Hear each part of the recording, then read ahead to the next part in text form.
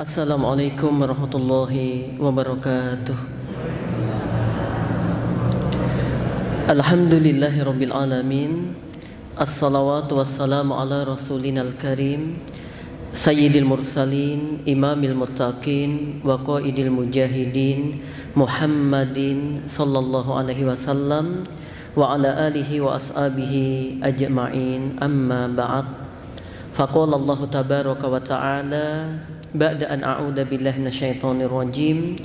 Ya ayyuhalladzina amanu ittaqullaha haqqa tuqatih wa la tamutunna illa wa antum muslimun. Wa qala nabiyyunal karim sallallahu alaihi wasallam, man salaka tariqan yaltamisu fihi ilman sahalallahu lahu bihi tariqan ilal jannah. Rawahu Muslim. Jamaah semuanya yang insyaallah dimuliakan oleh Allah Tabaraka wa Ta'ala, ibu-ibu, bapak-bapak di majelis taklim di Masjid Siti Aisyah, semoga bapak-bapak, ibu-ibu senantiasa diberikan keberkahan oleh Allah Subhanahu wa Ta'ala, diberikan kesehatan, dimudahkan segala urusan. Allahumma amin. Jamaah berbahagia, di kesempatan yang baik hari ini kita akan melanjutkan kajian kita, masih meneladani yaitu sosok hamba Allah yang bijak, ya, hamba Allah yang diabadikan di dalam Al-Quran, ya. Sebagian ulama mengatakan beliau bukan nabi, tapi akhlaknya masya Allah, ya, baik sekali, yaitu Luqman Al-Hakim. Di bulan yang lalu kita telah membahas siapa sih Luqman Al-Hakim, bagaimana kehidupan beliau, ya, udah kita terangkan, dan di rekaman-rekamannya tak cek juga masih ada. Nah, adapun di kesempatan pagi siang hari ini kita akan melanjutkan jamaah, yaitu kalau kemarin kita sudah ambil 2 poin, ya, yang intinya bahwa Luqman Al-Hakim itu menasihatkan kepada putranya agar bertauhid, nggak boleh melakukan syirik. Kemudian yang kedua, mendorong kita semuanya agar selalu berbakti kepada kedua orang tua dan jangan merasa direpotkan oleh orang tua, dan jangan merasa orang tua itu mengganggu kehidupan kita. Ya, kalau ada orang tua dia tanya-tanya tentang keluarga kita, sungguh itu merupakan perhatian dari beliau untuk kita. Kadang-kadang orang tua, mohon maaf dalam tanda kutip, ya, mungkin nanya uang kita ada enggak, aku iso disilai apa ora, ya. Harusnya jangan sampai orang tua itu bilang kata-kata pinjem uang kita, tapi kita sudah ngerti bahwa kebutuhan orang tua itu ini dan itu, gitu loh. Jangan sampai kemudian ada kalimat, duitku disilih mbokku sekian, duitku diutang bapakku sekian. Ya Allah, ya, apalagi nanti lebih parahnya, mohon maaf, ada tuh anak ngelaporin bapak ibu dalam perkara. Ada nggak kayak gitu? Ada kan? Dan terjadi gitu loh di dunia sekarang ini. Maka ketika Nabi SAW itu pernah ditanya, ya, dalam hadisnya Abu Hurairah, ya, su'ila Rasulullah SAW, Nabi pernah ditanya gitu, an aksari ma yudkhilun nasa al jannata, perkara yang paling banyak memasukkan manusia ke dalam surga. Faqala, kemudian Nabi SAW menjawab, taqwallahi wa husnul khuluqi, takwa kepada Allah Subhanahu wa Ta'ala dan baiknya akhlak, ya, baiknya akhlak.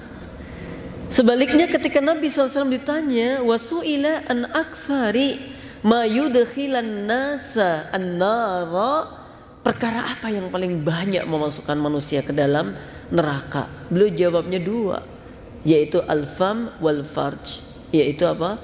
Mulut dan kemaluan, ya. Maka 2 hal ini, di antaranya apa? Mulut ini loh jamaah yang membuat orang itu terlihat sopan atau tidak, ya kan? Mulut itu loh yang menjadikan dia itu beradab atau tidak. Dari mulut itu udah kelihatan. Maka kalau hamba-hamba Allah bacaannya bagus, ya, maksudnya yang dibaca itu hal-hal yang bagus, yang didengarkan yang bagus-bagus, insya Allah mulut pun mengeluarkannya juga hal-hal yang bagus. Tapi kalau sampai suka nyebut kalimat binatang ya, kemudian ini dan itu cerminan ya. Mulut ini cerminan apa yang ada di dalam hati ini. Ada ibu-ibu pernah tanya kepada saya, Ustaz, tapi gimana ya? Saya tuh kalau latah mesti nyebut sing ngunu-ngunu kuwi. Lah iki loh jamaah. Ya latah ini kan karena disebabkan kebiasaan ya enggak. Maka dia harus mulai ngontrol diri ya, ketika dia mau marah mau ini harus disiapkan baik-baik. Jangan sampai kemudian ya walaupun dengan alasan latah dan macamnya, karena latah itu dimulai dari kebiasaan. Karena biasa begitu udah menjadi karakter ya, refleks gitu. Ketika sudah bilang ini.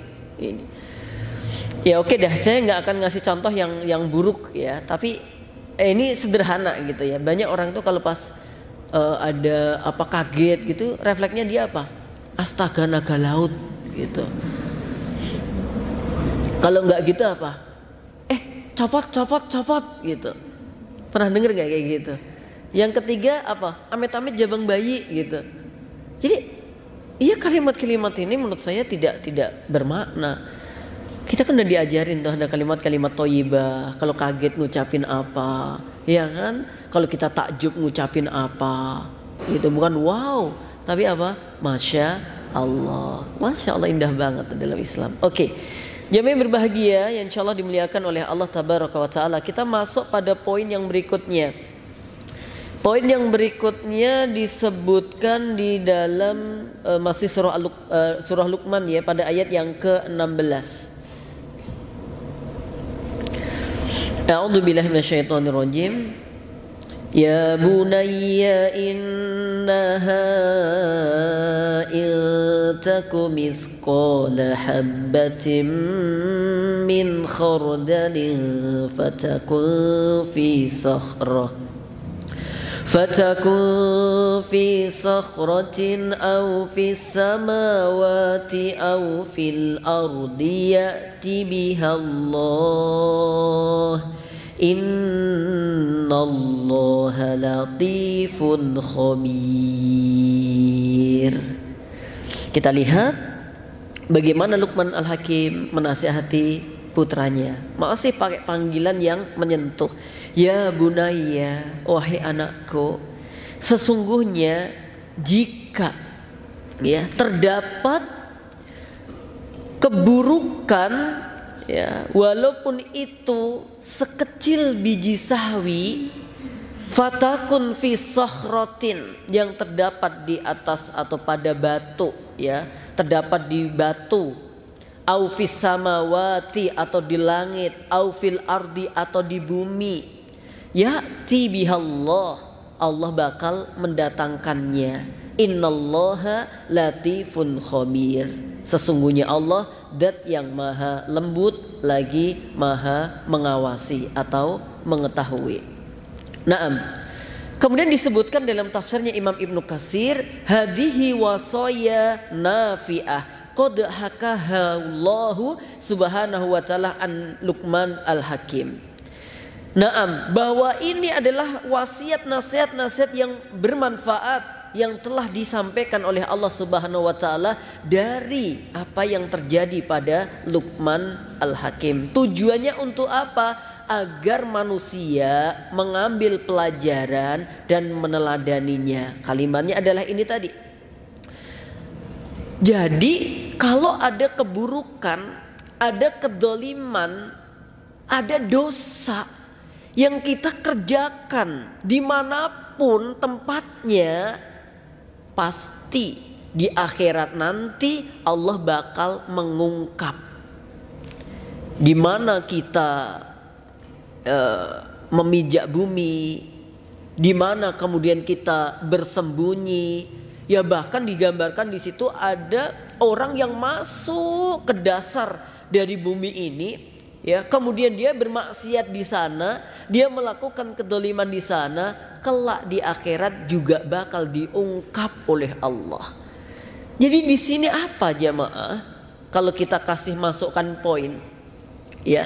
Jadi hendaknya kita menanamkan pada diri kita al-muraqabah, muraqabatullah, selalu merasa diawasi oleh Allah. Yang ini nggak mudah jamaah. Kadang kita ini kan, maaf ya, kalau pas bareng-bareng sama orang banyak begini yang kita tampakkan yang baik-baik, ya enggak?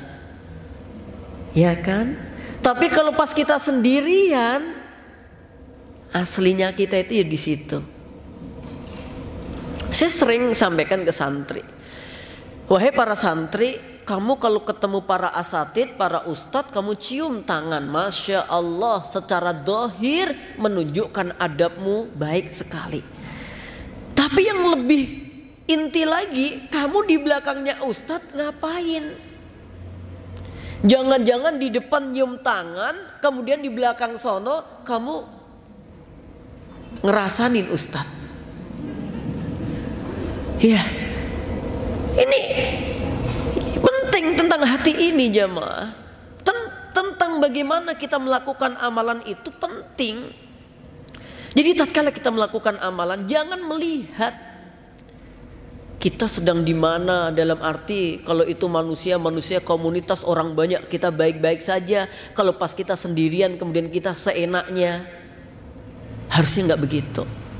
Karena kedoliman itu, keburukan itu, kemaksiatan itu dilakukan di mana saja Allah bakal mengetahui. Pun melakukan kedoliman, melakukan kemaksiatan terang-terangan, tentu itu hukumnya lebih berat daripada melakukan kemaksiatan sembunyi-sembunyi.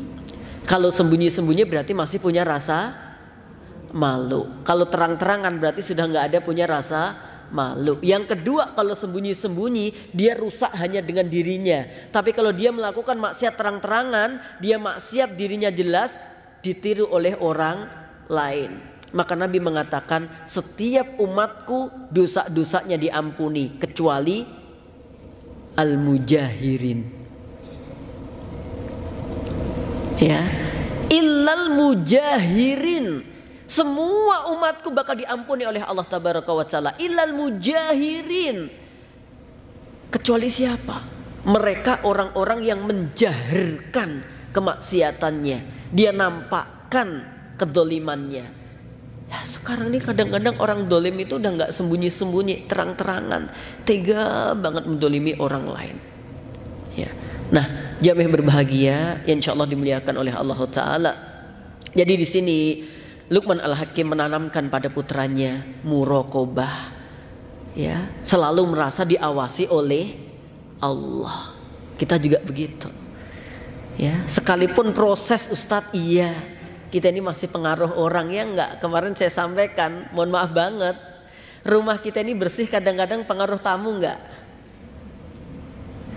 Ada tamu sama enggak ada tamu lebih bersih mana? Oh, ya kan? Kalau tamu ngabari besok aku mau ke rumahmu, kira-kira apa yang terjadi? Bersih-bersih. Emang gak boleh totat? Boleh. Karena itu ikramu doif, memuliakan tamu. Ya. Tetapi harusnya ada tamu gak ada tamu kita selalu dalam keadaan kebaikan. Ada yang unik zaman, namanya anak itu kan polos ya. Pernah gitu, ada seorang ibu silaturahim ke rumah saya gitu. Dia bawa anaknya. Ya pengen, artinya bahwa bukan sombong ria insya Allah dianya, tapi ya pengen menunjukkan, ya alhamdulillah Ustadz saya udah dikaruniai putra, tapi saya pengen konsultasi bagaimana ya supaya putraku ini ibadahnya semangat, ya gitu. Terus saya tuh alhamdulillah Ustadz, ya insya Allah doa yo nggak kurang, tahajud yo saya lakukan, baca Quran yo saya rutinkan. Anaknya nyeletuk, kapan mama baca Quran? Emang mama tahajud ya anaknya, ya Allah. Aku juga terus hati-hati gitu. Saya belain uminya, nggak rusak jatuh. Tuh kata anakmu kayak gitu kok, nggak gitu. Saya bilangin, enak ya. Umimu itu masya Allah, pas kamu sekolah mungkin dia baca Quran, pas kamu lagi ini ya, pas tahajudnya kapan? Dia pas kamu tidur gitu. Tak bela-belain gitu. Si ibunya itu ke anaknya, gitu. Ada mata-mata apa gitu loh jamaah, ya mata-mata yang bergelombang gitu loh. Gitu tuh, ya Allah, anak tuh kan polos banget gitu loh. Kita nggak usah mencoba untuk mendoktrin anak kita supaya jelek, jangan. Ada telepon, ada WA, siapa anak? Anu mah, temennya mama yang ini, bilang mama nggak ada ya, bilang mama nggak ada. Ngajarin apa tuh? Apalagi sudah dipencet, bilang mama nggak ada ya gitu. Bu, anu kata mama nggak ada gitu. Lah emang mama di mana? Ada di situ, tapi kata mama nggak ada. Ini kan repot tuh jamaah. Makanya jangan sampai kita mendoktrin anak untuk yang kayak gitu tuh. Ya, karena nanti akan balik kepada kita sendiri. Oke. Jamaah yang berbahagia yang insyaallah dimuliakan oleh Allah Subhanahu wa taala. Nah, kemudian di dalam tafsir ini juga dikatakan bahwa sebenarnya bukan hanya amal jelek aja, termasuk amal-amal kebaikan yang kita kerjakan, yang kita lakukan dimanapun, nggak usah khawatir. Walaupun kebaikan itu kita nggak dilihat orang, kebaikan itu nggak diliput, kebaikan itu nggak diviralkan, tetap nanti di akhirat bakal ditunjukkan kok oleh Allah pada kita. Kita jadi nggak usah khawatir kalau kita melakukan kebaikan nggak kita sampaikan ke orang-orang, kemudian besok nggak ada saksi, nggak usah. Kan ada yang bilang begitu. Kenapa sih kamu bilang-bilang ke orang ibadahmu untuk mencari saksi kebaikan, Ustadz gitu? Enggak, Allah Maha menyaksikan. Ya. Jadi kalau bisa kita menutupi kebaikan kita itu sebagaimana kita menutupi aib-aib kita. Jadi ditutup rapat-rapat. Kecuali kondisi-kondisi tertentu kita boleh menyampaikan. Ke infak ada yang sir, ada yang alaniyah. Ada yang infak dilakukan dengan sembunyi-sembunyi, ada yang terang-terangan. Dua-duanya baik. Tapi kalau kemaksiatan dilakukan terang-terangan, dilakukan sembunyi-sembunyi, semuanya buruk. Kalau infak dilakukan terang-terangan, dilakukan sembunyi-sembunyi, apa? Baik. Kalau maksiat dilakukan sembunyi-sembunyi, dilakukan terang-terang, buruk semuanya. Maka jangan mencoba-coba untuk kemaksiatan. Kalaupun kita sudah pernah melakukan, segera tutupi dengan kebaikan dan beristighfar kepada Allah Subhanahu wa taala. Karena kita ini udah bukan usia SMP, Ibu-ibu. Jenengan wis gak asah sing-sing nek bahasa saya. Rasa neko-neko. Jenengan kin usiane wis 30 tahun ke atas. Udah mulai fokus bagaimana memperbaiki ibadah kita semakin berkualitas. Bagaimana kita menjadikan anak-anak juga berkualitas. Wes bukan zaman jenengan pakai hitam abu-abu biru. Apalagi itu. Jadi juga kudu mawas diri gitu loh. Kadang-kadang kan orang itu nggak sadar nek wes tuwek nggak sadar kan aneh jemaah. Jadi repot nek wes tuwek ora sadar nek dirine tuwek iki ya repot gitu. Jadi dia masih gaya gitu loh, masih model-model itu sing des. Nah, kita harus mulai sadar gitu ya. Oke, semangat tetap ya, semangat anak muda oke, tapi kita harus sadar bahwa kita ini tua gitu. Oke. Itu yang ketiga jamaah, kita diminta untuk muraqabah, selalu merasa ada pengawasan dari Allah Subhanahu wa taala. Yang keempat, ya di sini dikatakan pada ayat berikutnya. Ya bunayya aqimis salata wa'mur bil ma'rufi wanha 'anil munkar wasbir 'ala ma asabak inna dzalika min azmil umur. Jamaah berbahagia insyaallah dimuliakan oleh Allah taala. Yang keempat ya. 1, 2 pertemuan lalu ya. Kemudian yang ketiga barusan. Yang keempat, diperintahkan 3 hal dalam satu rangkaian ya. 3 hal dalam satu rangkaian. Apa 3 hal ini? Menegakkan sholat, amar ma'ruf nahi mungkar, dan sabar ya. Rangkaian ini ya. Poin yang keempat ini 3 hal yang dirangkai jadi satu. Kita diminta untuk menegakkan sholat. Ya bunayya, ya. Wahai anakku. Kalau ini nasihatnya Luqman kepada putranya. Kalau kita juga kepada putra-putra kita juga dapat nasihat dari orang tua kita. Ya bunayya, wahai anakku, aqimis sholat. Tegakkan olehmu sholat. Kalau di dalam tafsirnya Imam As-Sa'di ya, di dalam surah Al-Baqarah yang masih awal-awal itu, tanda-tanda orang yang bertakwa alladzina yu'minuna bil ghaibi wa yuqimus shalah wa yuqimunas shalah gitu ya. Yu'minuna bil ghaibi wa yuqimunas shalah. Di situ kata-kata yuqimunas shalah, kata beliau, kenapa tidak yaf'alunas shalah, tidak mengerjakan salat? Kenapa tidak melakukan sholat tetapi menegakkan sholat? Karena beda antara melakukan, mengerjakan dan apa? Menegakkan. Kalau menegakkan itu ya dia akan memenuhi syarat rukunnya, dia jaga sunnah wajibnya, dan pengaruh dari sholat itu bakal selalu ada. Ya, ini yang penting jamaah. Karena sholat ini akan menjadi ukuran orang di akhirat nanti, baik buruknya itu dilihat dari sholatnya. Maka kalau saya membuat bahasa, menjadikan bahasa yang gampangnya, orang di dunia ini ya hisabnya berdasarkan akhirnya. Ya, kita di dunia ini hisabnya berdasarkan akhirnya. Kalau di akhirat itu berdasarkan awalnya. Maksudnya begini. Ketika kita di dunia ya, kemudian kita bakal dicatat husnul khotimah atau su'ul khotimah itu berdasarkan akhir dari kehidupan kita. Pas matinya kayak apa gitu loh. Ya, kalau pas awalnya baik, kemudian matinya dia buruk, yang dihitung apa? Terakhirnya tuh. Kalau kemudian kita dari awalnya buruk, kemudian baik, yang dihitung apa? Baiknya. Ya, yo nek ngono repot aku sak-sake wae lah. Ojo-ojo aku saiki apik-apik engko bae takdire elek. Aku arep tak apik-apik toh engko nek takdire apik ya dadi apik. Enggak bisa begitu. Kata Nabi, i'malu, berbuatlah. Fakullu muyassarun lima khuliqalahu, akan dimudahkan nanti penciptaan itu dengan kaitannya keinginan kita. Kalau kita ingin baik, ikhlas, insya Allah Allah bakal menolong kita untuk baik. Kalau kecenderungannya hamba Allah itu jelek, ya sudah, Allah pun juga berikan kemudahan dia untuk berbuat kejelekan. Atau cara berpikirnya begini, itu wong sing wis berusaha apik wae matine isih elek gitu. Nah, adapun akhirat itu dihitung berdasarkan apa? Awalnya. Awwalu ma yuhasabu bihil abadu yaumal qiyamah salatuhu. Perkara yang bakal dihisap oleh Allah pertama kali di akhirat, di hari kiamat, pada seorang hamba itu apanya? Sholatnya dulu. Kalau sholatnya udah baik, yang lainnya bakal baik.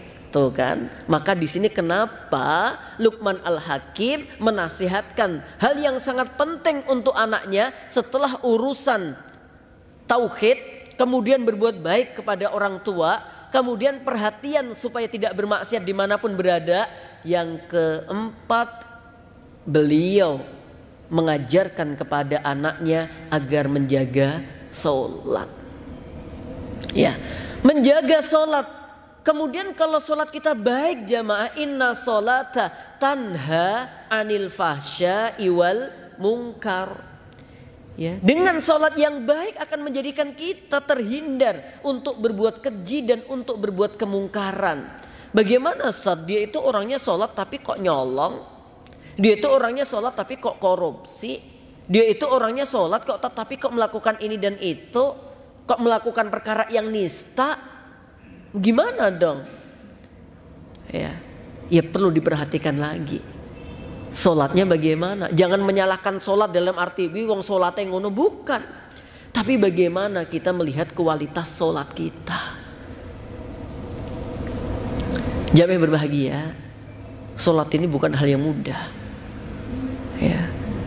Maka kalau kita bisa sholatnya benar, insya Allah akan mudah. Di sini apa? Amar ma'ruf nahi mungkar. Ya. Kalau sholatnya kita benar, maka kita akan mudah untuk melakukan al-amru bil ma'ruf wan nahyu anil munkar. Kalau sudah amar ma'ruf nahi mungkar, apa yang bakal terjadi? Orang kalau amar ma'ruf nahi mungkar, pastinya nanti ada sikap dari orang lain yang kita dakwai. Ada yang dia nerima, alhamdulillah, tetapi tidak sedikit mereka yang nolak. Yang lebih berat apa jamaah? Ngajak kebaikan atau menolak kemungkaran? Mana yang lebih berat? Ngajak baik atau nolak mungkar? Ya, kalau ngajak baik itu lebih mudah. Yuk bu pengajian, maaf aku nggak bisa, selesai, ya kan? Kalau menolak kemungkaran ini nggak gampang. Coba jenengan ada majelis ghibah, jenengan ada di situ, tiba-tiba jenengan ngingetin gitu, wanirah. Dan ternyata yang ngajari ghibah itu pimpinan yang selama ini gaji jenengan bulanan, wani enggak. Menurut saya, berdasarkan kajian yang saya ikuti di sekian tempat, menimbang, mengingat, memutuskan bahwa apa yang kita lakukan ini masuk kategori ghibah. Untuk itu pasal 1 mengharuskan kita berhenti darinya karena nggak ada manfaatnya. Pasal 2 kita harus segera beristighfar karenanya. Pasal 3 kita harus meminta maaf kepada orang yang kita gibahin. Nah ini nahi mungkar, abot toh. Kadang-kadang kita keseret kok ke situ kok. Ini gibah loh. Ya nggak apa-apa, yang penting fakta. Ya emang gibah itu fakta. Kalau nggak fakta namanya fitnah. Kecuali ada memang gibah-gibah yang dibolehkan. Saya nggak akan banyak membahas gibah yang dibolehkan. Saya khawatir menjadi delik panjenengan. Ya toh. Oh, aku pakai dalil yang itu kok tat gitu loh. Ya. Jadi di antara yang dibolehkan, tambah kepancing deh. Ya, maksud saya emang dalam rangka untuk mencari solusi. Ya, gibahnya itu membahas keburukannya orang ini untuk mencari solusi, gitu loh. Atau untuk hindarkan korban berikutnya. Ya, gara-gara keburukan seseorang, ya kalau seseorang ini keburukannya nggak kita bahas, khawatir nanti akan apa? Keburukannya dia akan mendapatkan korban yang banyak sekali. Atau seorang pasangan suami istri sedang melaporkan kepada hakim. Dia lapor ke hakim. Kenapa kamu lapor? Saya dibanting. Gitu. Siapa yang banting kamu? Ya ada deh dalam keluarga saya, tolong sebutkan namanya. Saya nggak mau, itu namanya gibah. Lah terus gimana mau nyelesain perkaranya gitu, ya toh. Habis itu terus sebutkan, yaudah dipaksa-paksa, kamu dibanting siapa? Lihat di CCTV itu, aku dibanting oleh suamiku gitu. Hakimnya bilang, makanya jangan terlalu langsing gitu. Ya, maka nggak usah terlalu diet-diet supaya tidak dibanting oleh suami. Oke jamaah yang berbahagia ya, jadi nahi mungkar, amar ma'ruf nahi mungkar. Jadi nahi mungkar itu nggak gampang ya, apalagi mohon maaf ya, seharusnya yang melakukan nahi mungkar terutama ya ini memang aparat gitu ya, kayak seperti surto, polisi. Itu kan kalau misalkan ada judi ya toh, polisi datang mesti dia takut. Yang menjadi masalah adalah jika ada oknum polisi yang menjadi backing. Itu saya bilang oknum loh ya, gitu, oknum. Nanti kalau seperti siapa itu Najwa nanti di ya jadi oknum. Tapi memang nyata ada gitu loh ya, memang ada gitu, bahwa ada polisi yang tambah menjadi backing, dan itu bukan 1 2, banyak banget kejadian-kejadian kayak begitu ya. Terlepas memang banyak juga polisi yang baik gitu. Jamaah berbahagia yang insyaallah dimuliakan oleh Allah Ta'ala. Karena kalau kita yang memberantas kemungkaran di masyarakat ya, yang terjadi apa biasanya? Perlawanan. Akhirnya kita orang-orang ngaji berantem dengan mereka. Kalau kan gitu laki-laki menutupi kain ini ke mata kaki dan ke bawah, ini namanya isbal ya. Diancam di dalam kitab ada Kitabul Jami dari Bulughul Maram, nanti juga dalam kitab Riyadhus Shalihin, juga ada di dalam Al-Kabair kalau nggak salah ya, Syekh Syamsuddin Ad-Dahabi. Itu ancaman bagi orang yang isbal, ya terutama laki-laki di sini menjulurkan ya kain, ya apakah izarnya, apakah celananya menutupi mata kaki, apalagi lebih. Nah, tetapi di situ sebagian ulama mengatakan, apakah di situ ada kaitannya dengan sombong atau tidak? Jadi yang dikatakan nggak boleh itu adalah jika dia dalam keadaan apa? Sombong. Kalau tidak sombong nggak masalah. Ya, jadi ada dua pendapat ya. Jadi isbal itu yang diharamkan adalah jika diikuti rasa sombong. Jika tidak, tidak. Walaupun kalau kami di pondok memilih lebih hati-hati. Sombong rasa sombong diusahake apa? Tidak menutupi mata kaki. Karena demi yang lain juga. Ya toh, ngumbai gampang. Apalagi santri ya toh mbah-mbah dhewe, wah ngewetel kabeh itu nanti kalau sampai bawah. Gitu loh. Sombong nggak sombong aturannya diusahakan. Tapi bagi kita yang cingkrang, yang dalam arti tidak isbal, juga tidak boleh merasa sing isbal ibarat neraka surga gitu. Emang surga hanya ditentukan dengan kayak begitu? Apalagi kalau ketemu orang gitu ya toh, nek celanane nutupi mata kaki, arep salam dicek sih. Assalamualaikum, sik bentar tak cek sih, katamu piye gitu. Oh nutupi, gak jawab aku salam gitu. Karena kita berbeda akidah. Iya gaya yo gitu ya. Tapi boso ini oh sama-sama cingkrang. Waalaikumsalam warahmatullahi wabarakatuh ya. Kita sehati gitu. Ditanya, ngajimu ning ndi? Ning kono. Oh beda. Ustadznya beda tibanya. Gak sido tak tarik salamku, ora sido waalaikumsalam. Ya Allah jahat banget ya maaf. Kita nggak diajarin kayak begitu Islam ya, apalagi di situ ada pendapat masing-masing gitu loh. Yang mutlak jelas yaitu apa? Kesombongannya. Kenapa? Ada kaitannya dengan itu pakaian.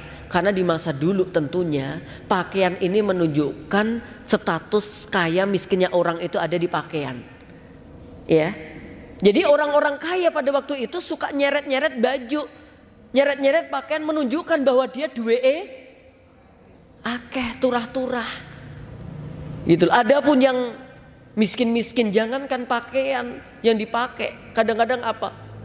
Bulu domba, wool yang masih apa? Kasar itu sehingga gatel. Ya, jamaah yang berbahagia insyaallah dimuliakan oleh Allah Ta'ala. Yang dikikis di situ adalah kesombongannya. Merasa gitu ketika dia sudah paling bagus, bajunya bagus, jalannya ya fil ardi maroha, sombong. Itu loh ya. Ya kalau sekarang bahasa kita ya kayak tas. Kayak gitu itu ya. Nek sing tasnya kresek-kreseknya enggak level. Gitu. Enggak level. Ya akhirnya konconnya mulai tasnya walaupun kresek tulisannya apa? Hermes. Itu kresek tapi kan Hermes yang penting merek gitu dah. Ya dah. Hermesnya apa? Hermesnya apa sih? Iya pokoknya digeser-geser tetap memes ngono ae lah ya. Gitu. Gitu loh teman-teman yang berbahagia ya. Jadi tapi kita juga tidak boleh menjas ya bahwa orang kalau berbaju bagus mesti sombong. Kenapa? Karena Nabi pernah ditanya ketika Nabi bersabda, la yadkhulul jannata man kana fi qalbihi darratun misqalu darratin min kibr. Tidak masuk surga seorang hamba yang di dalam hatinya ada kesombongan walaupun seberat biji sawi. Gitu. Kemudian ada seorang sahabat tanya, ya Rasulullah, di sana ada loh orang yang suka pakai baju bagus, pakai sendal bagus. Maksudnya itu sombong enggak gitu. Nabi jawabnya apa? Innallaha jamil. Allah itu zat yang maha indah. Wa yuhibbul jamal, dan mencintai keindahan. Ya. Al-kibru, sombong itu batorul haqqi, menolak kebenaran, wa gomtun nasi, dan meremehkan orang lain. Jadi soal mahal enggaknya kita enggak bisa mengatakan dia sombong atau tidaknya. Ya, apalagi mohon maaf sering saya sampaikan kadang-kadang barang yang mahal itu kadang-kadang lebih awet daripada barang yang murah. Mahal dalam arti kualitasnya bagus loh ya, bukan mahal karena ketipu ya. Itu. Rata-rata begitu, serius. Ya, saya pernah beli sandal mereknya waktu itu diawali C diakhiri L. Oh jangan disebut. Ya, Di zaman saya itu favorit banget, tapi bener awet gitu loh. Ya, tak bandingkan dengan tiruannya ya. Tiruannya itu mirip ya. Kalau V-nya diganti W. Gitu. Itu berapa hari gitu udah debat jamaah. Bar debat disulke, bar disulke ucul, remuk. Sedangkan yang asli, masya Allah. Jadi kita juga nggak bisa menghukumi. Ada kan orang bilang ke saya, ya, Ustadz itu loh, masa bolak-balik umroh, bolak-balik ini, ya. Loh, uang dia punya kok. Loh kan mending dia uangnya dibagikan ke fakir miskin Ustadz, terutama saya. Lah, ternyata tendensi banget. Apalagi yang dibilangin itu, saya ngerti orangnya. Beliau kemana-kemana, beliau haji, beliau umroh. Itu bagi beliau masya Allah itu biasa gitu. Loh kan ini mending dikasih-kasihkan. Aku ngerti beliau yang dikasih-kasihkan tuh jauh lebih banyak daripada yang dia pakai. Gitu loh. Paham ya? Jadi kadang-kadang kan kita itu loh orang ganti-ganti mobil, ganti-ganti. Ya memang dia wajarnya begitu. Tapi dia tidak melupakan apa yang menjadi hak-haknya untuk diberikan. Infaknya, sodakohnya, wakafnya. Udah banyak banget jamaah. Gitu loh. Jadi ini sudut pandang yang berbeda gitu loh. Kemudian untuk wanita juga begitu ya. Kalau wanita dia tambah diperintahkan untuk menutupinya, mata kaki ya. Yang nggak boleh ditutupi wanita itu kan mata hati. Gitu ya. Jadi mata kaki silahkan ditutupi nggak apa-apa. Bahkan dibolehkan 1 jengkal 2 jengkal boleh. Nyeret-nyeret gitu nggak apa-apa. Ada jamaah datang ke pondok. Ustadz, itu kok ustadzanya kok kemproh-kemproh ya Tatian? Kemproh gimana bu? What the meaning of kemproh? Kemproh is gitu loh ya. Itu loh Tat, masya Allah. Ketoknya di pondok, ketoknya ngajar agama, tapi delok lu Tat. Apa? Roknya itu nyarok-nyarok gitu loh. Dan memang ketok ngotel banget, maksudnya karena memang dia dipakai untuk itu gitu loh. Ya jadi memang ini gitu. Itu kemproh Tat. Enggak, memang dia mungkin yang dipakai itu ya kan. Cuma nanti waktu mau sholat mungkin dia ganti. Bahkan itu kan sebenarnya kalau misalkan kena najis, hamparan kedua sudah mensucikan gitu loh. Hamparan pertama najis, misalkan kena najis, nanti kedua udah mensucikan. Kan itu syariat gitu loh ya. Jadi nggak apa-apa. Ya kalau di Indonesia ini sudah agak mending ya. Roknya nggak terlalu sampai bawah, tapi pakai kaos kaki. Udah lumayan siti lah ya. Ya gitu. Masya Allah. Oke, walaupun amannya adalah dia tertutup. Jamaah insya Allah dimuliakan oleh Allah Subhanahu Wa Taala. Kenapa? Karena Allah tuh nggak suka dengan orang-orang yang sombong ya, orang-orang yang membanggakan diri gitu. Maka kaya sombong itu dilarang, apalagi miskin sombong. Yang dia sombongkan apa? Kemiskinannya gitu. Hore aku melarat, yes. Hei orang-orang, ya Allah gimana sih gitu loh. Please deh jamaah insya Allah dimuliakan oleh Allah Ta'ala. Nggak ada tempatnya sombong untuk manusia, karena sombong itu pakaiannya Allah. Gitu ya. Sombong itu apa? Pakaiannya Allah. Artinya yang paling berhak untuk sombong hanya Allah. Wala tamshi fil ardi maraha. Kamu di muka bumi ini nggak usah sombong. Apa sih yang kita sombongin? Sekarang kita jabat. Oke, emang jabat bakal selamanya? Enggak. Sekarang kita kuat. Emang kuat bakal selamanya? Enggak. Sekarang kita cantik. Emang cantik bakal seterusnya? Enggak. Wong jenengan kena apa? Ular bidurin ngono wis rapat kita ayu kok gluk gitu kok jamaah. Jadi nggak ada yang abadi pada diri kita ini. Ngapain kita harus sombong? Ya, saya tuh kadang-kadang ini Ustadz kalau besok ngisi pengajian di kampung gimana Ustadz? Ini wong dison-diso, Ustadz kerso atau enggak? Ya Allah jamaah, apa sih yang membedakan ngisi pengajian di kota sama di desa? Ya, nggak ada, intinya sama. Ya, tadi malam, kemarin malam ya kalau baca tadi malam kan kemarin. Saya pulang ke Ngawi, jamaah ke Ngawi gitu ya. Nah di Ngawi itu kulturnya dari RT sampai ini tuh Nahdiyin ya, Nahdlatul Ulama gitu, NU lah bahasanya gitu. Nah saya kadang-kadang memang sholat itu agak ya karena saya safar juga sebenarnya ya, biarin bapak-bapak kiai di situ yang imamin gitu. Tapi karena nggak tahu, karena saya kalau nunggu kelamaan kok nggak enak, nggak masuk masjid gitu, masuk masjid lah ya segera gitu. Tapi masya Allah beliau itu ya Ya, kemudian udah ada Ustaz Nur Islam imami, saya bilang, oh enggak mbah jenengan aja gitu. Padahal enggak gampang di tempat kami itu biasanya tetap sampai imam itu abadi sampai meninggal dunia gitu. Walaupun udah sepuh banget itu sampai gitu, tapi nggak tahu ya beliau itu setiap saya datang tuh mesti dipersilahkan ya Allah. Terus saya nggak mau, saya sengaja mundur. Terus beliau pinter banget. Yaudah nih nggak mau. Jabat tangan, salaman gitu sama saya. Salaman, bersalamannya digweret ternyata jamaah. Ya Allah gitu. Ternyata salaman itu selalu dituarik gitu langsung di tempat imam. Oke, selesai. Lah, saya pas mau pulang. Ya, ada mbah-mbah ya Allah sepuh-sepuh gitu. Oh, Mas Nur, Ustaz Nur, kapan dugi gitu? Oh, tadi sore Ibu gitu. Beliau ngisi pengajian toh mas. Loh, pengajian tuh pundi Bu?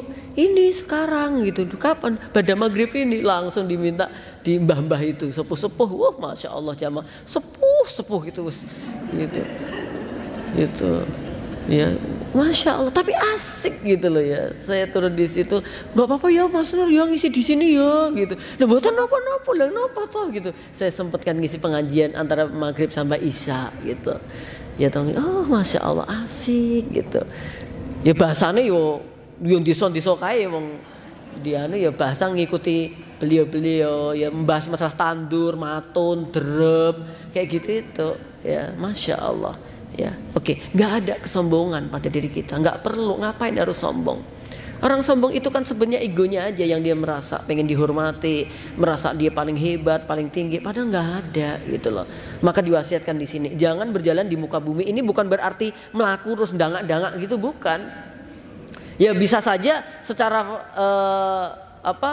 konteksnya begitu ya. Dia melakukan memang biasa kadang-kadang orang tuh kalau sombong melakukannya rotok gemagah gitu kan. Gitu, orang nengok kanan, orang nengok kiri, dangak terus gitu. Itu naik kesandung yo repot sebenarnya. Yang nolong orang-orang yang ada di sekitarnya kan gitu, ya toh. Yang dimaksud itu juga bukan hanya wala tamsi hidup berdiri, tetapi kehidupan kita, muamalah kita gitu. Ayo ngaji di sana, siapa aja yang enggak gitu. Di sana siapa enggak gitu. Ayo kita acara ini enggak. Kenapa? Karena dia ngelihat bahwa levelnya dia mereka tidak selevel dengan dirinya. Ya Allah gitu. Jamaah yang berbahagia, insyaallah dimuliakan oleh Allah Ta'ala. Kemudian yang terakhir di sini nanti kita tanya jawab ya. Yang terakhir ya perintah agar kita sederhana ya, berlaku hidup sederhana dan sopan saat berbicara ya, berlaku hidup atau bersikap hidup sederhana dan sopan saat berbicara. Wa qasid fi mashyika waldud fi sautik inna ankarul aswati la sautul hamir. Dan sederhanalah kamu wahai anakku fi masyik dalam perjalananmu ya, dalam muamalahmu, dalam kehidupanmu, sederhana, enggak usah berlebihan. Kemudian apa? Dan rendahkanlah suaramu. Karena sesungguhnya ya seburuk-buruk suara adalah suara keledai. Jamaah yang berbahagia yang insyaallah dimuliakan oleh Allah Tabaraka wa Ta'ala ya. Jadi di sini pola hidup kita sederhana. Ya, kalau kita lihat dalam bab malu itu kan ada 4. Ya, Nabi pernah bersabda kepada para sahabat, istahyu minallahi haqqal haya'i. Malulah kalian kepada Allah dengan sebenar-benar malu. Kemudian para sahabat menjawab, alhamdulillah nahnu nastahi. Alhamdulillah wahai Nabi, kami semuanya sudah malu. Kemudian Nabi bilang apa? Laisa dzaka, bukan itu yang kumaksud. Man istahya minallahi haqqal haya'i. Barang siapa yang malu kepada Allah dengan sebenar-benar malu, falyahfat ra'sa wa ma wa'iya. Hendaknya dia menjaga kepala dan apa yang ada di sekitarnya. Termasuk apa? Mata, telinga, mulut, pikiran. Jaga, jangan sampai ada yang sia-sia. Kemudian diperintahkan apa lagi? Walyahfat batona wa mahawiya. Hendaknya dia juga menjaga perut dan apa yang ada di bawah perut dan apa yang ada di sekitar perut. Ya, dia jaga dari makanan-makanan yang haram supaya nggak masuk ke dalam perutnya. Ya. Kemudian yang ketiga, Waliyadkuril mauta wal bala. Orang yang malu kepada Allah dengan sebenar-benar malu itu, mereka adalah orang yang selalu ingat kematian dan ngerti bahwa dunia ini bakal sirna. Kullu man 'alaiha fan wa yabqa wajhu rabbika dzul jalali wal ikram. Bahwa semua yang ada di dunia ini bakal sirna, bakal fana, kecuali Allah Subhanahu wa ta'ala yang maha mulia. Nah, yang terakhir jamaah, malu kepada Allah dengan sebenar-benar malu itu apa? Dia tinggalkan tuh gemerlapnya kehidupan dunia. Ya, dia tinggalkan ya gemerlap kehidupan dunia. Artinya dia berlaku zuhud. Apa sih yang dimaksud zuhud itu? Gitu loh. Jadi meninggalkan urusan dunia yang enggak ada manfaatnya untuk akhirat. Apa? Meninggalkan urusan dunia yang enggak ada manfaatnya untuk akhirat. Selama urusan dunia ada manfaatannya untuk akhirat, ya kita ambil. Lah, orang yang bersikap yang nomor 4 ini tidak menjadikan dunia dalam hatinya.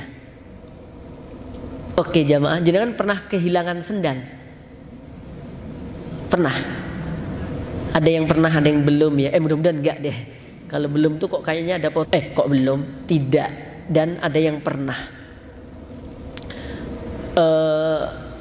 Kalau kehilangan sendal, misalkan jenengan sendalnya cukup mahal, kira-kira gimana perasaan hatinya? Oke.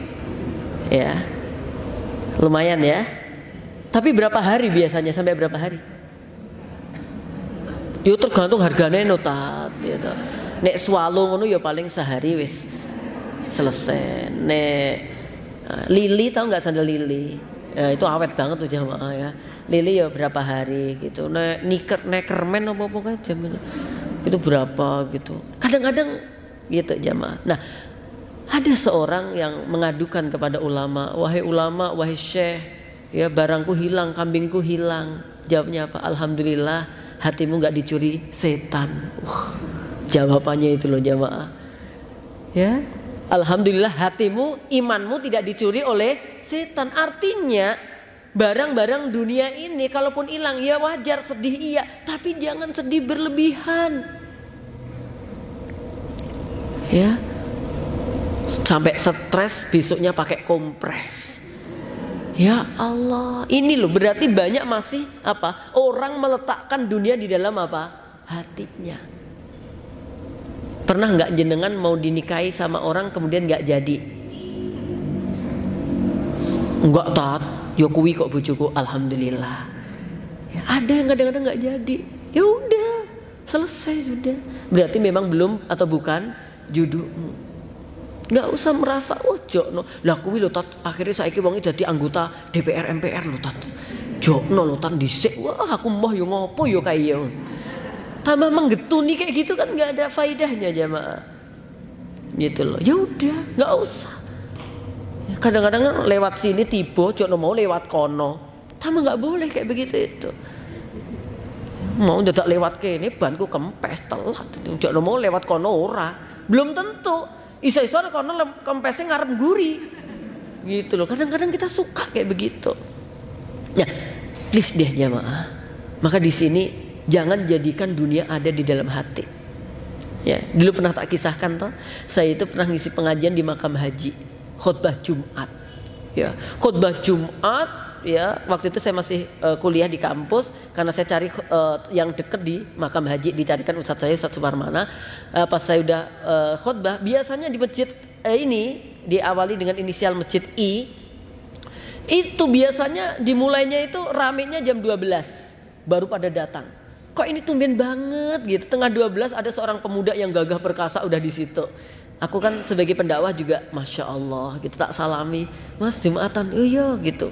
Habis itu saya masuk ya, anggap aja waktu sudah mulai naik, saya khutbah. Pak khutbah, mas yang tadi itu ya kayak lagi izin mau ke belakang gitu. Ya izin gitu. Dia ke belakang lama banget gitu. Habis itu selesai qomat sholat. Habis sholat selesai salam ya, saya istirahat di mihrab. Rame.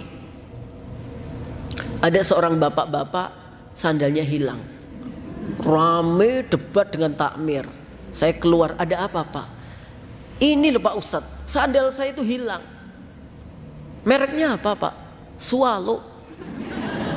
Berapa Pak harganya? 12.000. Tapi baru Ustadz. Pak, doakan saja, mudah-mudahan yang ngambil sandalnya Bapak tadi digunakan untuk ibadah. Oh gitu Ustadz ya? Iya. Coba sekarang Bapak teriak-teriak, kira-kira sandal Bapak bakal balik atau tidak? Ya enggak sih Ustadz.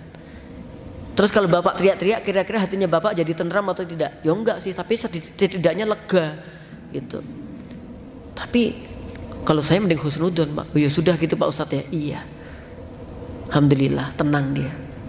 Ya udah, saya pamit mau ke kampus. Ya, saya ke depan nyari sendal. Nggak ada sendalku jemaah. Sandalku nggak ada. Dan bapaknya masih ada di situ. Tanya, lah sandalnya Ustadz mereknya apa? Rodok beda mereknya jemaah. Ejer. Waktu itu harga 120. Wah, masa kuliah kan itu sandal yang itu jujur sandal itu tak pakai di kondisi-kondisi tertentu sebenarnya. Acara apa gitu. Nggak tahu kok pada waktu itu tak keluarkan kan. Ya toh, padahal kuliah. Habis itu bener sandal saya hilang jamaah. Orang-orang berpikiran, oh Jojo mau cah nom sing mau. Saya nggak bisa spekulasi, saya nggak bisa nuduh gitu. Wah, sing paling rodok madek ke saya itu bapaknya bilang, ya mudah-mudahan sandal Ustadz dipakai untuk ibadah.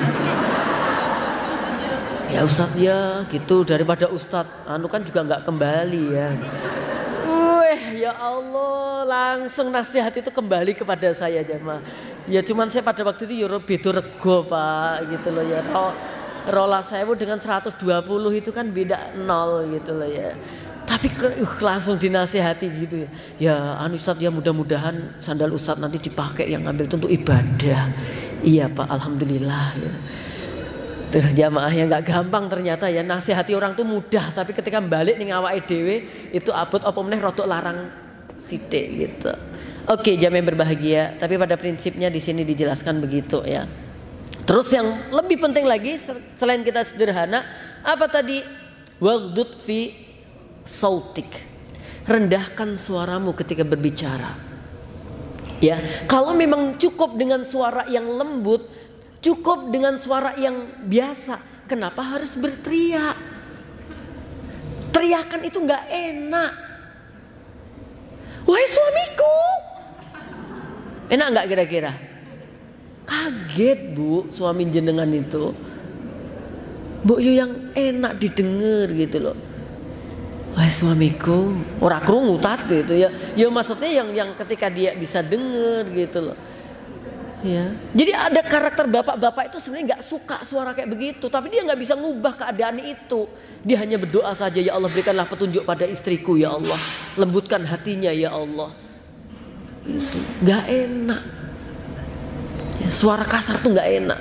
Kasar itu ada dua, ada kasar berarti tinggi suara, ada kasar berarti kalimatnya, diksi narasinya, gitu ya, atau bahkan olah kata. Gitu. Maka saya sampaikan juga kalau ibu-ibu suaminya pakai bahasa santun dalam arti bahasa kiasan nggak bisa, jangan pakai bahasa itu. Cetak ke wae. Gitu. Misalkan rokin teh, yo bilang aja Mas tumbas ke rok gitu. Kalau pakai bahasa ini nggak bisa gitu. Tapi tetap santun, tetap baik. Oke. Teriakan itu nggak enak. Maka kalau kita bahas dalam bab puasa di dalam kitab Al-Wajiz ditulis oleh Syekh Abdul Adim ya. Al-Badawi ya, Badawi ya. Beliau katakan apa? Nabi bersabda bahwa kalau orang itu puasa jangan rofas, jangan jidal, wala yaskhab. Gitu. Nyari, saya keluar. Loh, kok kamu kok maaf ya gitu. Gue teko omah wae gitu. Sebenarnya enggak ganggu orang lain. Gitu. Saya kadang-kadang ya Allah ada tuh seorang istri dimarahi suaminya di depan umum. Boyo ditahan sih, wong di depan anaknya saja nggak boleh loh jamaah marahi istri, bapak-bapak, ya ibu-ibu. Kadang-kadang yang marahi istri bukan hanya suami, ternyata juga banyak istri marahi. Dan nek disurvei kita lebih banyak istri marahi suami. Karena tidak ada seorang suami tidak ada seorang istri suaminya banyak, ya kan? Tapi mungkin seorang suami istrinya banyak, ya kan? Makanya yang digetak-getak banyak itu justru siapa? Suami. Maka di situ kalau mau marah jangan di situ, masuk ke kamar khusus. Apalagi di depan umum, jaga marwah. Gitu loh ya. Jaga etika. Pas ngumpul-ngumpul bareng reunian yang baik, jangan menjatuhkan martabat suami. Kadang-kadang kan dengan guyonan-guyonan kan jatuh ke kadang-kadang. Itu kayaknya di situ bahagia, nanti di rumah masalah. Itu harus saling menjaga. Kenapa wanita itu dikatakan hunna libasul lakum wa antum libasul lahun. Wanita itu pakaian untuk suami dan suami itu pakaian untuk istri. Di antara maknanya menutupi itu adalah menutupi aib-aibnya. Menutupi aurat, menghormati, menjaga dan seterusnya. Naam, jamaah yang berbahagia pakai suara yang enak. Maka kalau Nabi Muhammad SAW itu dengan istrinya suaranya enak-enak. Gak ada sing manggil Bagong gitu. Jebrak, gak ada. Panggilannya ya Humaira, wahai wanita yang bermerah-merah pipinya. Masya Allah tuh. Manggilnya gitu Pak. Bapak manggilnya apa? Beb atau Besti gitu. Panggil yang indah, yang enak gitu jamaah. Oke. Kemudian di sini diakhiri dengan seburuk-buruk suara adalah suara khimar. Saya tadi mencoba jamaah sebelum berangkat, saya persiapan materi ini tak buka YouTube tentang suara keledai. Wali-elik ternyata suaranya. Gitu. Saya nggak boleh nirukan kayak gitu, cuman hanya supaya jenengan nanti coba nanti deh dicek suara YouTube apa suara apa keledai. Elik banget ternyata. Maka di dalam tafsir ini dikatakan kalau kita dengar suara jago, ya, di sini dikatakan kalau kalian mendengar suara jago, idza sami'tum siyahadika fas'alullaha min fadlihi. Jika kalian mendengar suara jago lagi kluruk, ya, apa itu kluruk? Berkokok, maka mintalah keberkahan dari Allah, mintalah karunia dari Allah. Ya, idza sami'tum dikah siyahadika, kalau kamu lagi denger ya tadi apa jago sedang berkokok atau kokokan jago, fas'alullaha min fadlih, maka mintalah keutamaan dari Allah. Wa idza sami'tum, dan jika kamu dengar bagaimana khimar bersuara, fata'awwadu billah minasyaiton, maka hendaknya kamu memohon perlindungan kepada Allah dari setan, karena itu khimar sedang melihat setan. Dan suaranya jenengan rungokke nanti di YouTube welik wis toh. Aku berani mengatakan elik ya, seolah-olah mencela karena Allah sendiri mengatakan begitu, bahwa seburuk-buruk suara adalah suara himar. Jamaah yang berbahagia insyaallah dimuliakan oleh Allah Ta'ala. Apa di mana suara himar ini selain jelek memang suaranya, mohon maaf yang dibahas sesuatu yang jelek-jelek. Ngomongnya ini sing elek-elek ya. Jadi orang ketemu dia nggak bakal nyaman karena pasti bakal kena umpatan-umpatan, cacian-cacian, gelar-gelar yang tidak baik dari orang itu. Orang udah hafal, ojo cedak-cedak kai, mulutnya rapi. Gitu. Yang ketiga apa? Yaitu mulut yang suka memfitnah, atau memang mulut yang dia banyak bersuara tapi tidak didasari oleh ilmu-ilmu agama. Hanya pintar di retorika tetapi tidak ada di kenyataannya dan seterusnya. Wallahu taala a'lam bissawab. Jamaah yang berbahagia, selesailah kita di pembahasan tentang meneladani Luqman Al-Hakim. Ya, semoga dengan keteladanan ini kita bisa lebih baik lagi ya, mendidik anak-anak ya, kemudian juga mendidik kita kok sesungguhnya. Oke, saya rasa itu. Sebelum kita berdoa, silakan jika ada pertanyaan saya kembalikan ke pembawa acara. Terima kasih kepada pemperangan pada pagi hari ini. Selanjutnya silakan pada jemaah yang ingin bertanya pada sesuatu baik ada di pada pagi hari ini, kami silakan berjemaah putri maupun jemaah putra. Mungkin yang putri jika tidak mengatakan boleh menuliskan di kertas. Silakan yang ingin bertanya. Silakan Ibu.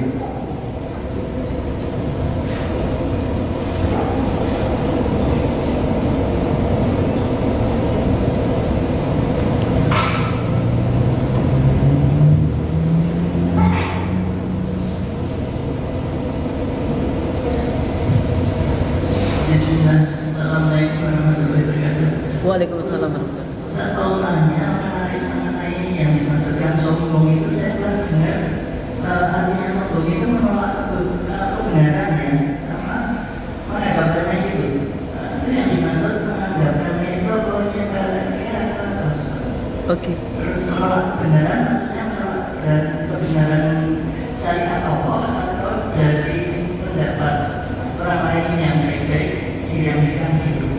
Yang baru. Oke. Terus ada tadi sampingnya ada nggak? Kalau ada sekalian nggak cukup ya? Ada lagi sampingnya nggak? Cukup. Oke. Iya jemaah, benar sekali bahwa hakikat sombong adalah bukan di baju, hakikat sombong bukan di rupa wajah, hakikat sombong bukan di banyaknya harta juga. Tapi sombong itu adalah batorul haqi, menolak kebenaran, wagom tunasi, dan meremehkan orang lain. Nah, kata-kata kebenaran, ya hakikat kebenaran datangnya dari Allah Subhanahu wa taala. Sekalipun misalkan kita dinasihati orang, ini kan seolah-olah tidak ada kaitannya dengan syariat gitu ya. Kemudian orang itu mengatakan gitu ya bahwa apa yang kita lakukan ini adalah salah gitu. Kita sadar banget bahwa naruh helm itu nggak di sini gitu ya. Naruh helm itu nggak di sini. Kita salah naruh di sini, harusnya di situ.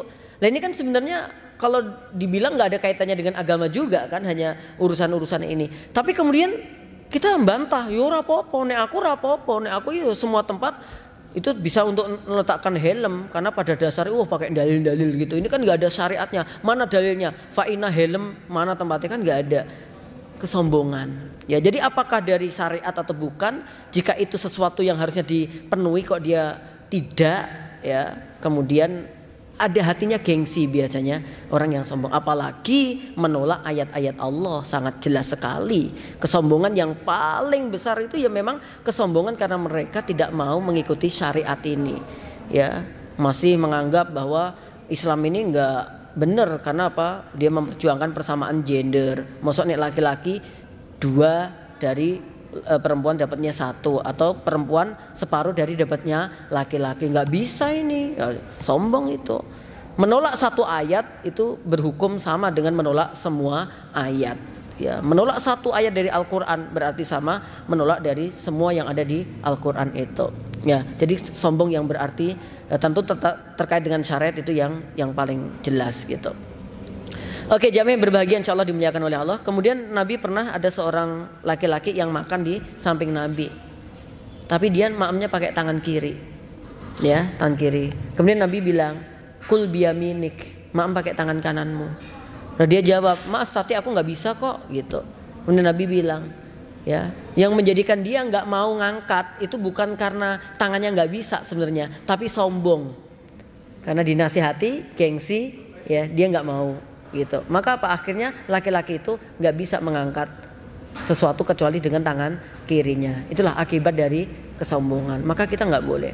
Lah meremehkan manusia itu apa? Meremehkan yang dimaksud itu ya menganggap orang lain itu hina, menganggap orang itu lebih remeh, ya menganggap orang lain itu buruk, jelek, amalnya sedikit daripada kita gitu. Dan kita merasa bahwa kita yang paling baik, paling soleh, ya inilah ya. Maka kadang-kadang kita tuh nggak bisa loh jamaah, belum tentu ya saya yang berdiri, yang duduk di sini lebih baik dari antum semuanya. Tidak, bisa saja di tengah-tengah jamaah kita ini ada wali-wali Allah yang masya Allah.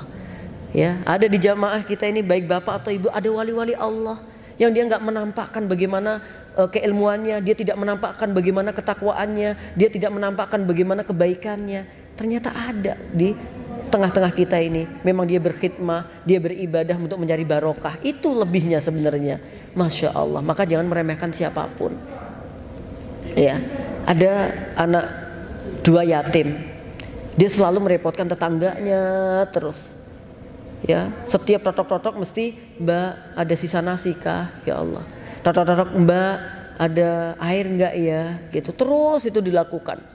Ya memang dia enggak punya karena bapak ibunya udah mati, udah meninggal dunia. Akhirnya hujan deras jamaah oglangan. Tahu nggak oglangan? Ya, sini urip kono mati kene urip dioglang kan? Ya, akhirnya pas oglangan gitu si 2 anak ini mencoba totok-totok rumah tetangganya yang mbak-mbak orang kaya tadi itu. Totok-totok, Assalamualaikum, salam gitu. Ada apa? Jawabannya wis rada atos sik. Gitu. Alah paling iki arep ngrepoti meneh gitu. Mbak, Assalamualaikum, salam, ada apa? Mbak punya lilin. Loh ya toh arep njaluk lilin wis. Nggon aku ya butuh kok. enak amen tato-tato jaluk lilin. Akhirnya disiapke potongan lilin cilik. Tik. Disiapke, buka pintu. Ada apa? Mau minta lilin ya? Langsung 2 anak yatim tadi itu. Enggak mbak. Lah ngapa? Aku mau nawari. Alhamdulillah mbak, dulu saya punya simpanan lilin banyak. Mbak butuh lilin enggak? Tuh ternyata anak ini walaupun tiap harinya biasa ngerepotkan, karena dia memang punya kelebihan, di antaranya dia punya simpanan lilin. Datang tadi itu bukan untuk apa? Minta lilin, untuk ngasih lilin. Coba dia ngeremehkan. Oh ini paling orang jaluk, orang enggak. Akhirnya tambah sadar si mbaknya itu, ya Allah, aku kok seudon ya sama orang ini. Tuh hati-hati. Pernah seorang sahabat, seorang tabiin ya, Sufyan Tsauri, seorang ulama masya Allah. Beliau bilang begini, saya ini sempat tidak sholat malam selama 5 bulan. Setelah tak cek-cek, ternyata gara-gara satu dosa. Ya, jadi satu dosa dirasakan oleh seorang yang dekat dengan Allah itu membuat dia tidak bisa sholat malam selama 5 bulan. Ya habis itu dia mikir, ya Allah dosa apa sih gitu. Ternyata setelah dicek apa dosanya dia, ngelihat ada orang yang nangis kemudian dianggap itu hanya pura-pura, hanya sedikit suudon. Ketika ada orang nangis, misalkan dia nangis lagi minta apa, dia nyangka halah itu tangisan pura-pura itu tangisan pura-pura gitu. Itu aja menyebabkan satu dosa, menyebabkan dia tidak bisa sholat malam berapa? 5 bulan. Terus bagaimana suudzon kita kepada orang tua?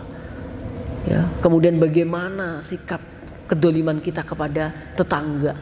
Wong ini hanya nyangka orang itu nangis, paling pura-pura, langsung itu tercatat dosa dan menjadikan dia terhalang sholat tahajudnya selama 5 bulan. Aku iso tahajud terus sih, walaupun elek-elek wong terus, wah ini masalah jamaah.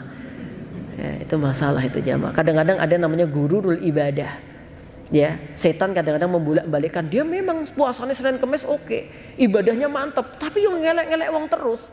Tapi memang dibuat sama setan, nggak apa-apa, sholatnya udah diganggu, ben wae, posonnya udah diganggu, ben wae, rapopo. Kenapa? Karena nanti dia akan merusak ibadahnya tadi itu dengan apa? Kedolimannya dia sendiri. Maka hati-hati ya maaf. Oke, saya rasa itu bunda. Yuk kita berdoa. Satu lagi, 2, oke. Singkat, sat-sat, gaskan. Ibu. Waalaikumsalam warahmatullahi wabarakatuh.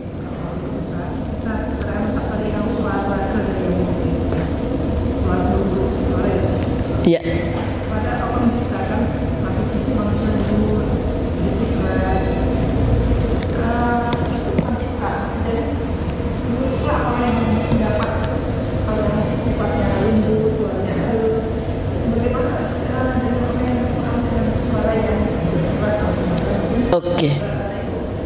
Oke.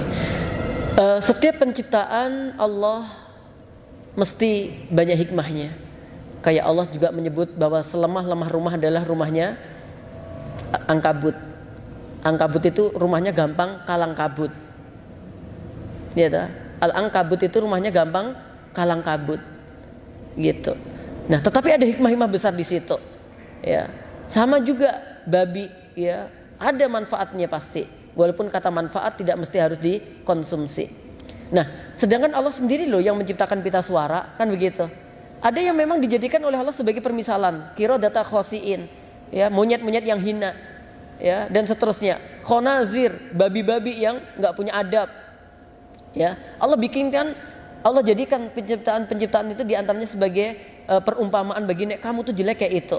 Dan Allah sendiri yang memang menciptakan itu, pita suara dan macamnya. Nah, pertanyaan ibu cakep banget, bagaimana ada orang yang suaranya kasar, ada orang yang suaranya lembut, gitu. Nah, kita lihat bagaimana Abu Bakar, kita lihat dengan Umar bin Khattab. Abu Bakar tuh masya Allah dengan segala sesuatunya beliau lembut, ya. Kalau suruh ngimami aja sering nangis beliau itu. Makanya Aisyah sempat nolak ketika Nabi minta tolong Abu Bakar yang jadi imam. Dia nggak bakal kuat wahai Nabi, dia bakal nangis gitu. Karena setiap baca mesti dia nangis. Berbeda dengan Umar bin Khattab dengan tegas dan macamnya. Tapi tegas ini tidak menunjukkan bahwa keburukan akhlak suaranya.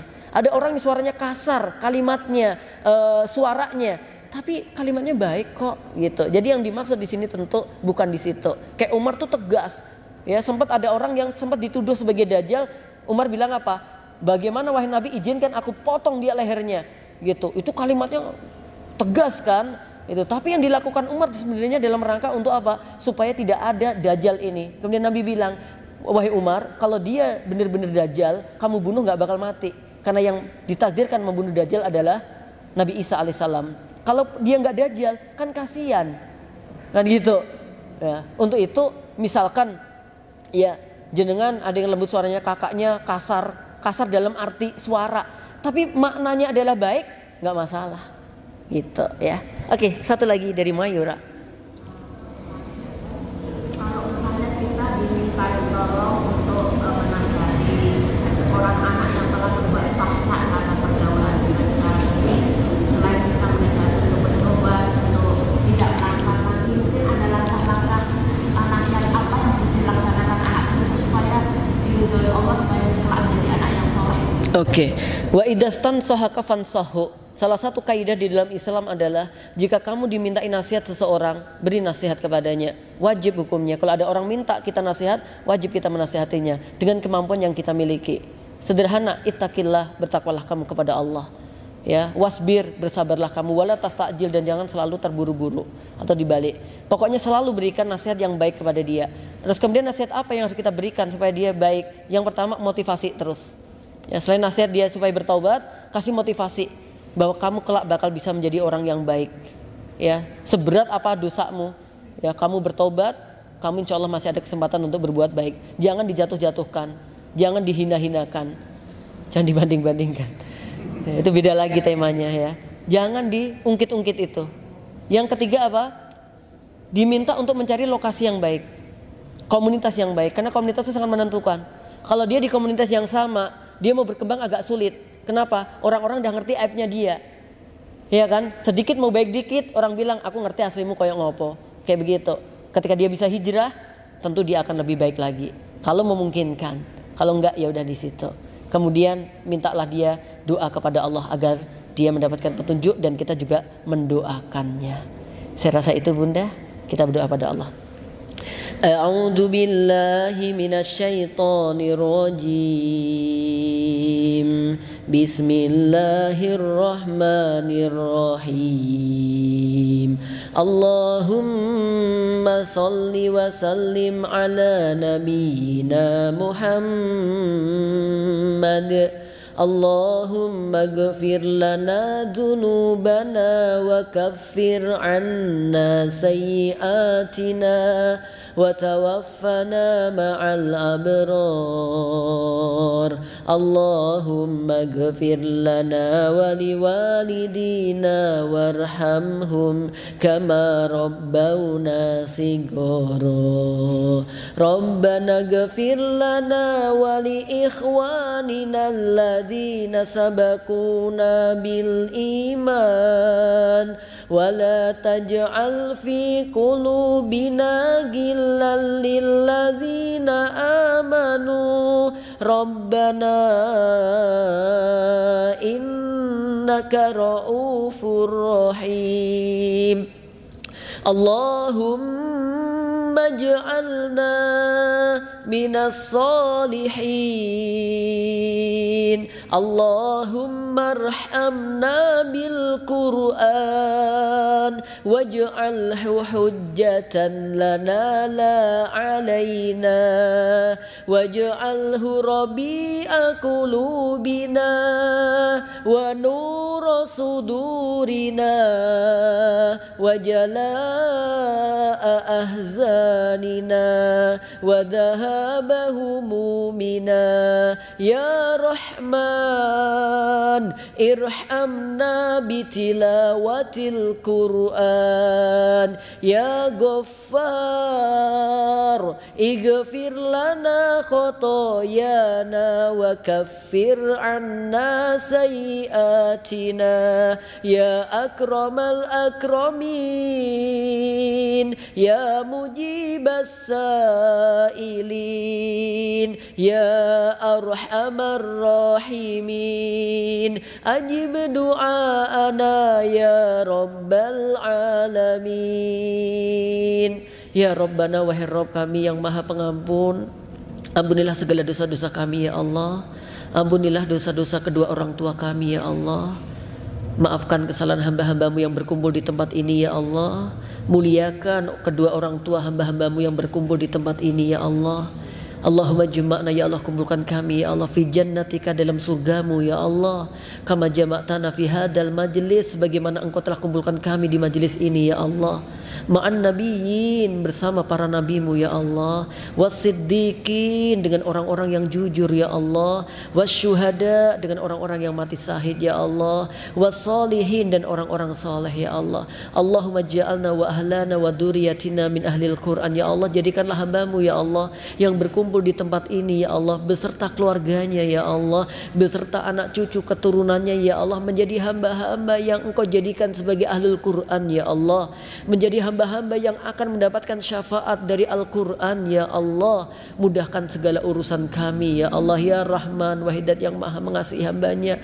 Sayangi hamba-hambamu yang berkumpul di tempat ini ya Allah. Hapuskan segala dosa-dosanya ya Allah. Jangan sampai ya Allah kami berpisah dari tempat ini kecuali engkau telah memberikan ampunan untuk kami ya Allah. Jangan sampai ya Allah kami keluar dari majelis ini kecuali engkau telah tetapkan kebaikan keberkahan untuk kami ya Allah. Jangan sampai kami berpisah keluar dari masjid ini ya Allah kecuali engkau telah tetapkan bahwa kami akan engkau masukkan di dalam surgamu ya Allah. Ighfir lana khotoyana, ampuni segala kesalahan kami ya Allah. Akrim ya Allah, muliakan kedua orang tua kami ya Allah. Mudahkan segala urusan kami ya Allah. Allahumma la sahla illa ma ja'altahu sahla wa anta taj'alu hasna idza syi'ta sahla. Mudahkan ya Allah, satukan kaum muslimin ya Allah, hindarkan dari berbagai bahaya ya Allah. Allahumma rabbana atina fid dunya hasanah wa fil akhirati hasanatan wa qina adzabannar.